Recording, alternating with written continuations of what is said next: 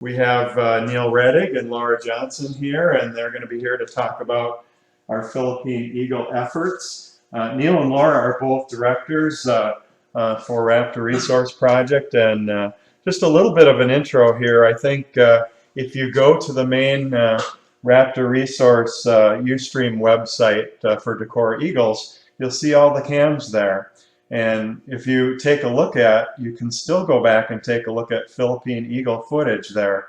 So Neil has been involved with the Philippine Eagle for decades now, and he'll talk a little bit about that, both he and Laura. But through the years here, what has happened with the Eagles drew Bob and Neil together, and with the success of the Decor Eagle cam and the other webcams, it really, Bob was passionate about the possibility of taking and bringing the Philippine Eagle into the viewership of people and just really helping bring that experience out to people, and the huge opportunity to possibly help drive the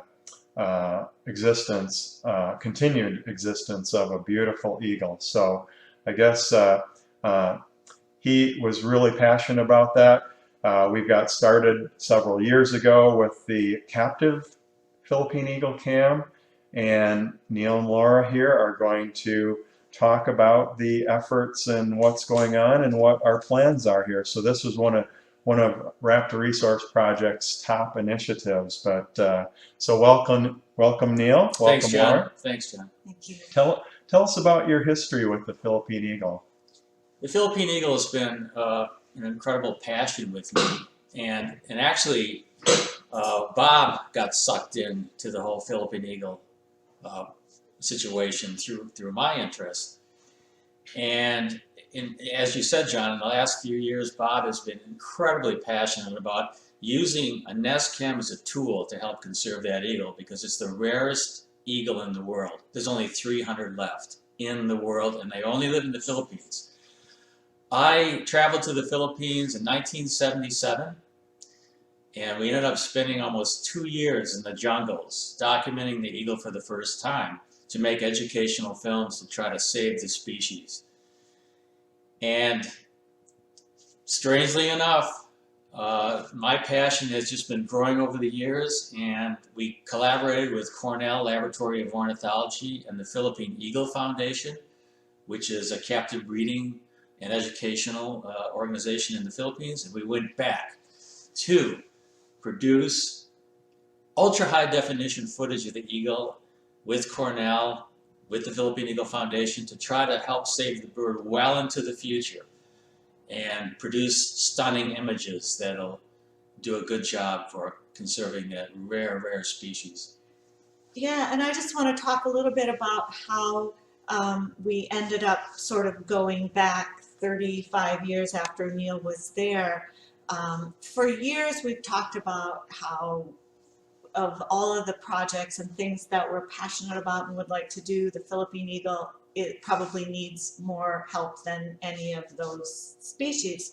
And Neil and I were in the Philippines for another project for National Geographic, and got a chance to see a Philippine eagle, not in the wild, but in a cage.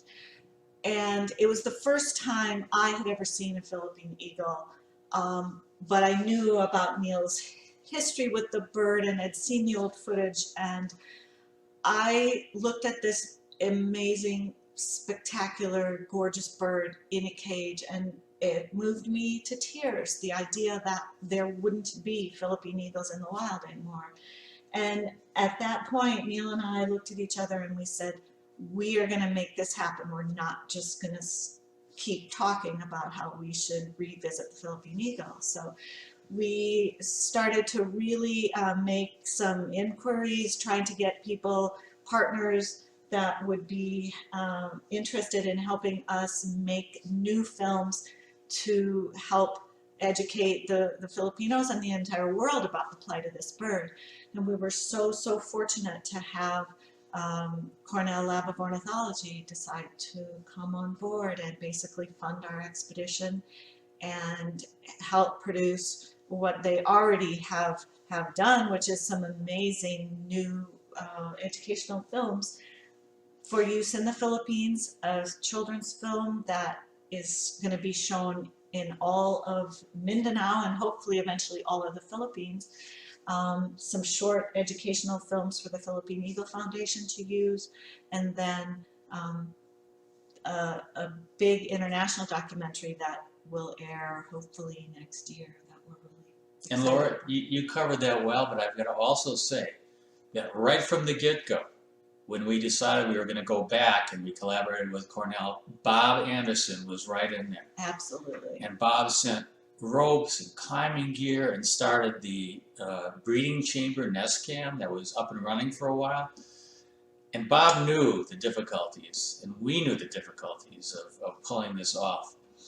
So that's why today we're going to talk a little bit about that initiative that Bob had and how all of us at Raptor Resource want to continue his dream to set up a Philippine Eagle nest cam that's going to educate people just like the Core nest cam has. Super. Thanks for that information. So is this a good time to show a couple quick clips of the Philippine Eagles? Absolutely. Yeah, Okay. we'd love for people to just fall in love with the Philippine Eagles the way we have and get it's sort of a little teaser of what's to come in the international documentary, and also hopefully what we'll all get a chance to see if we're successful in putting up the a nest nest cam. So this video has no audio, so Neil and Laura, you can watch this and narrate out a little bit to the group here what you're seeing. I'm going to expand this window over.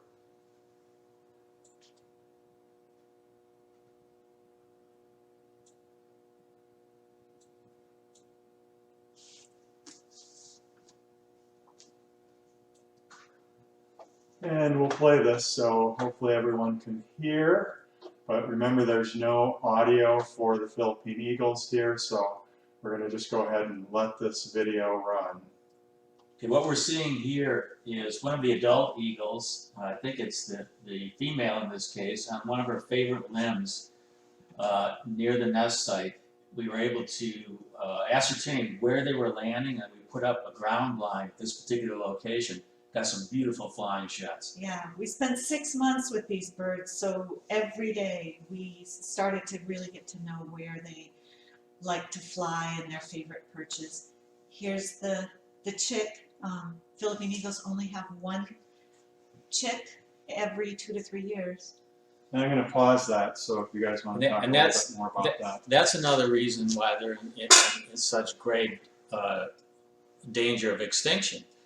The habitat in the Philippines has been fragmented. 95% of the forest cover has been logged off and destroyed by agricultural practices. When I was there in the late 1970s, there were 65 million people. Now there's over 100 million people in the Philippines, so the pressure on the land is higher than it's ever been. The forest has been fragmented. The eagles only live on 4 of the islands of the Philippines. And like I said earlier, there's only about 300 birds left in the world. So unlike the bald eagle, which has recovered fantastically, it doesn't really need our help that much anymore, the Philippine eagle is in dire straits. Yeah, there's actually something really interesting we could see if we go back to the beginning of that clip with the female on her favorite perch. John, if you don't mind scrolling back for a minute. Because if you look behind her on this favorite perch, there's a little bit of forest, but back behind that, it's all palm oil plantations. When we first went to the Philippines and visited this nest site, I was just blown away by the fact that there were Philippine eagles nesting in this tiny fragment of forest, but behind them, it was completely bare, completely denuded, looked like South Dakota, and the only trees that were there were palm oil plantations. So these birds are really, really stressed by the lack of the forest that they need. And Philippine eagles are not adaptable like bald eagles are. Philippine eagles need tropical rainforest cover. They need primary forest, and they need healthy forest. hunt, to find the animals they prey on. They eat types of monkeys, they eat flying lemurs, other mammals, and sometimes birds. And they have to have these giant forest trees to nest in. And without that, it's impossible for them to survive. The other thing that's happening is when the chicks that are able to survive become adults or subadults and they're ready to disperse and find their own territory, there's no territory to find, or they have to fly for miles and miles and miles over agricultural areas, and they're unfortunately still being persecuted and shot when they fly over the inhabited areas, which is primarily where they have to go. So we've got a shot here of a parent and a young Yeah, that's Philippine Eagle. I'll go ahead and play that footage there. yep. This is the female feeding the young bird, which we believe was a male. This is, I believe, the male flying in an area very close to the nest. We had several strategic platforms where we could capture these beautiful flying shots, which is one of our goals for the film. And as I said earlier, we went back, when I was there in 1977, we shot 16 millimeter film, which is now quite outdated. So one of the challenges was to go back and shoot 4K high definition, ultra high definition footage that will future-proof well into the future, so that this material that we're producing for education use will go on for many, many decades and hopefully help save the bird from the abyss of extinction. Thank you very much for that narrative there of the video. So, how did the idea for the Philippine Eagle nest cam develop? The Philippine Eagle nest cam idea really sprung from Bob Anderson, I have to say. Bob was so excited about the educational value of nest cams and evidence from the great success of the Decorah nest cam in this nucleus right here in Decorah near the fish hatchery. But Bob knew that the bald eagle really didn't need as much attention. It's had such a great success story, but there are other species of birds that need our help. And through a nest cam to gather international attention onto the plight of this bird, we can make a lot of strides forward to help save it. Yeah, I think one of the amazing things about the nest cam is that it gives us all this intimate look, and we really feel like we have almost a relationship between us and the birds that we're watching. And that's the sort of thing that we really, really want to create in the Philippines. We want to connect the Filipino people with their national bird and make them care deeply about what happens. And we really feel that one of the best ways to do that, and Bob felt one of the best ways to do that, was to actually allow people to see into that nest what was happening day in and day out. And so, and that's where the nest cam is going to be an incredible tool. And it's a great collaboration between Cornell Laboratory of Ornithology and Raptor Resource. Yeah, RRP. And Bob's dream is coming true. It's really amazing. Bob did spend quite a bit of time communicating with the nest cam experts at Cornell Lab of Ornithology, and just to have these two groups of people that know so much about how to make this technology happen and how to be also very sensitive to the birds themselves and the biology of the birds. It's just a really wonderful collaboration and an example of how we can work together to accomplish a big goal. But it's also not without incredible hard work. And if I can just explain a little bit, when the heavy logging decimated the Philippine forest in the 1970s, 1980s, and early 90s, the only patches of forest that were left anywhere in the Philippines were the ones the logging companies couldn't get to because it was so rugged, straight up and down. Cliffs and little pockets of huge trees, but they couldn't get to them. So when we were working in the Philippines, the logistics were a nightmare. They were Up a and down nightmare. the mountains and just 6 like months of in the a rain nightmare. and getting poured on. Yeah, you know, we're sitting here in Willard's garage and it's comfortable and there's a heater and there's electricity and the nest is right up above us. It's going to be very, very different to do this sort of effort in the Philippines. The logistics of where the nest sites are, how difficult they are to get to, how difficult they are to find, and how incredibly important it is for us to never even get close to jeopardizing the safety of these birds or make them uncomfortable or change their behaviors in any way. When we were working doing the big film project Expedition, it was very, very stressful to us day in and day out because we absolutely didn't ever want to do anything that would be of concern to those eagles. And that's first and foremost in our The minds stress when we're was thinking about amazing. the, Sleepless the nights nest cam. Yeah. were amazing. And you know, Bob's dream is biting off a very, very, Bob was always a guy that loved a challenge. And I can tell you, this is going to be a challenge, the Philippine Eagle Nest Cam, but we're going to do it.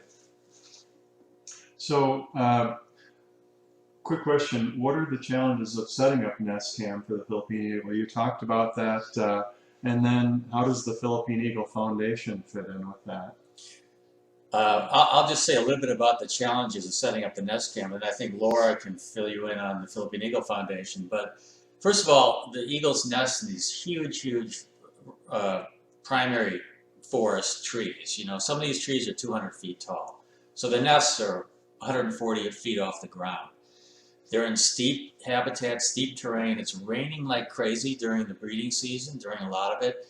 And just to find the right tree and get up there with the insects just covering your face and stinging you and setting up these cameras is going to be a challenge. And then because of the tropical environment, just the maintenance of the cameras, the cleaning of the cameras, the you know, the things that can go wrong are just huge. But again, it's a challenge and we're going to meet it. A couple of other challenges are partly based on the eagles themselves, the biology of the eagles. They only nest every 2 to 3 years. They don't necessarily use the same nest sites from year to year. And so we might, on this scout that's coming up in February, investigate some nest sites and say, hey, this one looks really good, and find next season that guess what? The eagles didn't think that it looked so good and they chose another nest. So that is going to be, you know, one of the real challenges as well. One of the things that we've talked to Cornell about, and I think we're pretty set on doing, is in order to not jeopardize the eagles at all, we're going to be setting up the camera not in the nest tree and not right next to the nest, but a ways away. But that's going to allow, I think, with some really interesting views of the behavior of the parents flying into the nest and hopefully some of those favorite perches and Philippine people love family stories and drama, and they love soap operas. I think it'll be a wonderful thing for all of them to engage in. They can watch those eagles every day if they want. They can watch them grow up. They can watch the baby grow up and become a Philippine Eagle and leave the nest. Absolutely. And I think it's going to draw people in to really, really care in a completely different way than the other methods that we use. I think so too. It's really going to create that intense emotional connection. And you know, the other thing that we have really tried to make or emphasize in our work is that what's good for the eagles is also good for the people. Absolutely. All of the things, the forest preservation and watershed and clean air and all of those things that the eagles need are also things that we need. I did want to say a couple of quick words about the Philippine Eagle Foundation, because Neil and I have gotten a lot of attention and recognition, and thanks for, doing our part. But the real heroes of this story and of Philippine Eagle conservation is the staff and the people that work at the Philippine Eagle Foundation, because they are day in and day out on the front line of working to try to help save this bird, and doing the hard work of monitoring the nest sites and tracking the eagles and trying to raise captive eagle chicks and releasing them, and also educating the communities that live close to the nest sites about how important it is to protect them. And I just can't say enough about our wonderful friends and collaborators at the Philippine Eagle Foundation who work selflessly day in and day out to try to help save this amazing bird. I used to have conversations with Bob about, what it means to help save an animal from going over the edge into extinction. And we used to say, well, we don't want it to happen on our watch if we can help it. Well, we're here on this planet. And I know Bob was really, really passionate about that idea and that concept. Absolutely, and I just think he would be so thrilled to know that we're carrying on this most incredibly important function of our RP to really try to get a nest cam developed. And we're so grateful for the support of all of you who watch the Decorah Eagles and who have voiced support for the Philippine Eagle Nest Cam project, and really grateful for all of you who care about that. And we can't wait to be able to have you log in to see a live Philippine Eagle. Maybe we can show the clip one more time and just give you a little bit of a taste of what that's going to look This like. monitor, it said no signal. Was that everything still okay? That's fine. Okay. Okay, so we will watch the video one more time here. I feel like we're on the pledge drive.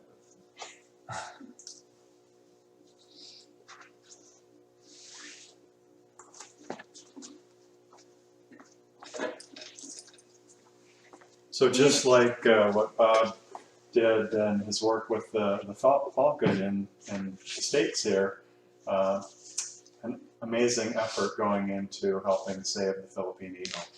And these birds are just the most regal, spectacular creature on the planet. It's something that Neil and I, of course, felt very strongly about the need to help conserve them before we went. But after literally living with these birds day in and day out for almost 6 months, watching them every day, having them let us into their world and learning about them, and seeing them up close, I mean, it became very, very personal to Neil and me both, that there will always be Philippine eagles in the wild for all of us to watch and appreciate. And we are committed to doing whatever we can, as long as we're here on this earth, to help save this amazing bird. That's right. It's a window into a secretive world, just like we have the window into the bald eagle here in Decorah at the fish hatchery. We, for a short period of time in the Philippines, for 6 months, had a window into the world of the spectacular endangered eagle.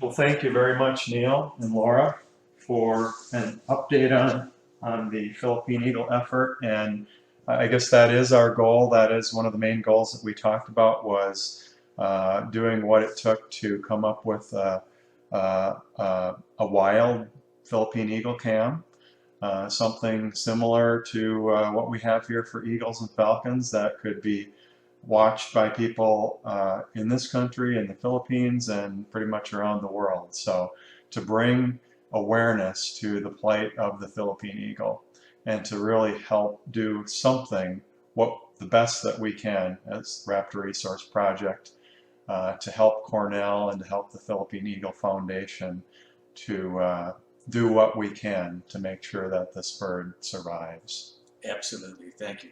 Thank you very Yes, much. thank you.